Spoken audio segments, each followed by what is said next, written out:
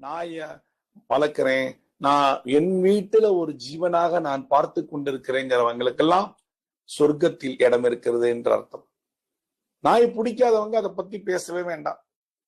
முடிந்தால் தெருநாய்களுக்கு உணவளியுங்கள், பிஸ்கட் போடுங்க. கல்லால் அடிக்காம எதுவும் செய்யாம இருந்தீங்கன்னா இந்த பிஸ்கட் போட போட உங்களுக்கு அந்த நாயுடைய ஒரு நன்றி உங்களுக்கு கண்டிப்பாக என்றும் கிடைக்கும். இதெல்லாம் நம்ம வாழ்க்கையில பார்க்கக்கூடிய ஒரு சாஸ்திரங்கள், சம்பிரதாயங்கள். சில பேர் என்ன பண்ணுவாங்க, காலபைரவர் கோயிலுக்கு எல்லாம் போக முடியாது, இது எங்கேயோ இருக்கு, என்னால போக முடியாது, இந்த நாய்களுக்கு நான் செய்த புண்ணியத்தை தேடிக்கொள்கிறேன் என்று தேடிப்பாங்க. என்னோட நண்பர் ஒருவர் இருக்கிறார்.